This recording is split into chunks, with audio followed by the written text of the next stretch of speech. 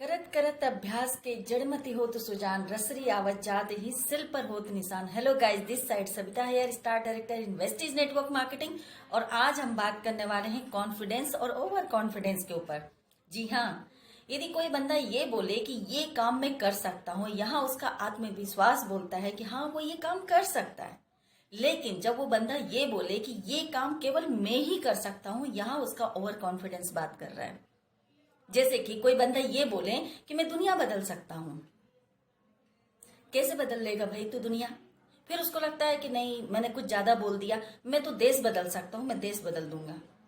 अब देश को भी वो कैसे बदलेगा? फिर उसको लगता है कि नहीं, मैंने कुछ और ज्यादा बोल दिया, मैं अपनी सोसाइटी को बदल दूंगा, सोसाइटी को पूरी तरीके से चेंज कर दूंगा। सोसाइटी वाले बंदे बोले रहने दे भाई, तू परे हट, पहले अपने आप को देख।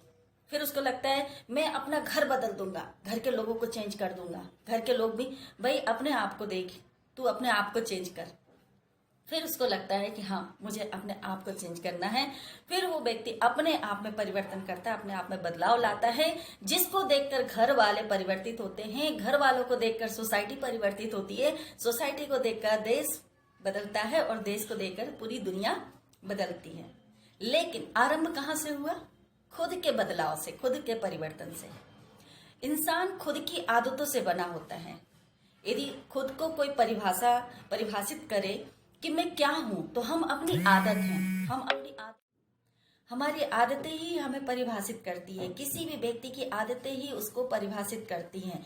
और 90% लोग वही काम जो पहले करते आ रहे थे आज भी वही करते हैं और कल भी वही करते रहेंगे। उसमें 1% भी बदलाव नहीं करते, क्योंकि वो चीज उनको कंटिन्यूटी में चली आ रही है और वो कंटिन्यूटी उसी काम को करते चले आते होंगे। आपने देखा होगा मॉर्निंग से लेकर नाइट तक जो व्यक्ति जो काम करता है, सुबह उठने से लेकर फिर उसका जो भी रूटीन होता है वो करता है, उसमें कोई भी चेंजेस नहीं आता। लेकिन इन आदतों में यदि थोड़ा बहुत भी चेंज कर लिया जाए तो वो ऑटो मोड पे हमारे साथ काम करना शुरू कर देती हैं और हम फिर वो काम भी कर सकते हैं जो हम सोच भी नहीं सकते।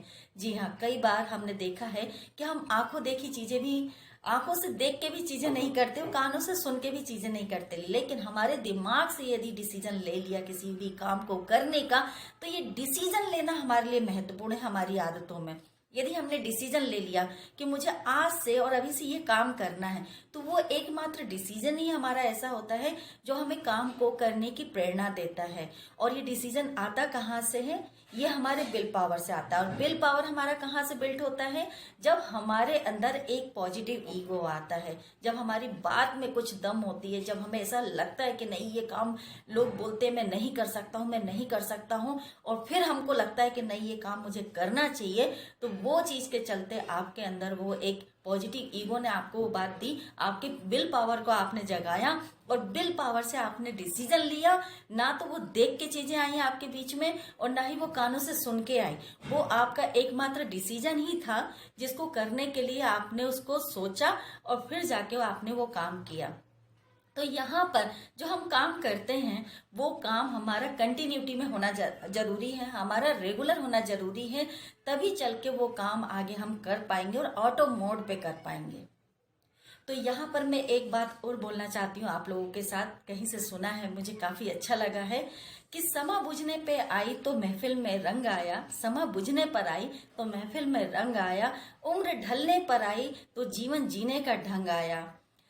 मन की मशीनरी ने जब ठीक से काम करना शुरू किया तब तन के हर पुर्जे पर जंग आया। आप समझ चुके हैं, कई लोग समझ गए होंगे, लेकिन फिर भी मैं इसको एक तरीके से डिस्क्राइब कर दूं कि कहीं ऐसा ना हो कि वक्त निकलने के बाद आपके दिमाग में वो बातें आई कि मैं काश ये कर सकता था या कर जाता, तो किसी की आस और किसी का काश ना रह जाए। तो आज से और अभी से अपने आप को सतत अभ्यास का एक नींव डालिए और कंटिन्यूटी में कोई भी चीज बदलाव करिए और उसको ऑटो मोड में आने दीजिए, तभी वो काम सक्सेस होगा।